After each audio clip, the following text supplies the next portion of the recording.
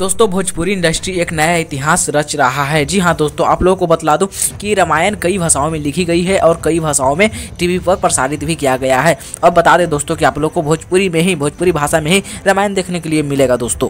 जी हाँ दोस्तों, आप लोगों को बतला दूं कि ये सब मुमकिन हो पाया है तो भोजपुरी इंडस्ट्री का बादशाह, भोजपुरी इंडस्ट्री का एक अकेला सिर खेसारी लाल यादव का बस के बात है दोस्तों। और बाकी किसी में हिम्मत है ही नहीं जो कि ऐसा रिकॉर्ड वाला काम करे दोस्तों। खेसारी लाल यादव का नाम ये रिकॉर्ड दर्ज हो गया है दोस्तों।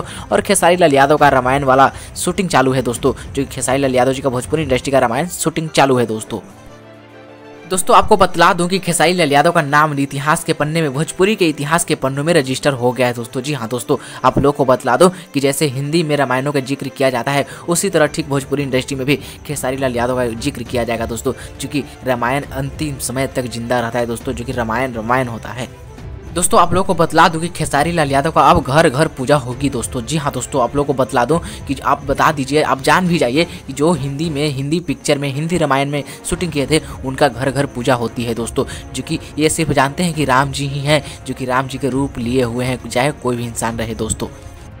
एक खेसारी लाल यादव का रिकॉर्ड, खेसारी लाल यादव का यह महा रिकॉर्ड दोस्तों कह सकते हैं कि भोजपुरी इंडस्ट्री के इतिहास के पन्नों में हमेशा तक की याद किया जाएगा, जो कि खेसारी लाल यादव का यह रामायण दोस्तों बहुत ही सदियों तक याद किया जाएगा। और आपको बता दूं दोस्तों कि अगर भोजपुरी इंडस्ट्री समाप्त हो भी जाए ना तो ये रामायण है दोस्तों, खेसारी लाल यादव की पूजा होगी हर घर में। बाकी दोस्तों आप लोगों को क्या लगता है, आप लोग हमारे अपना राय, अपना विचार हमारे कमेंट बॉक्स में कमेंट जरूर कीजिएगा दोस्तों। मेरे चैनल सब्सक्राइब कर लीजिएगा क्योंकि ऐसे अपडेट हम लाते रहते हैं इस चैनल पे।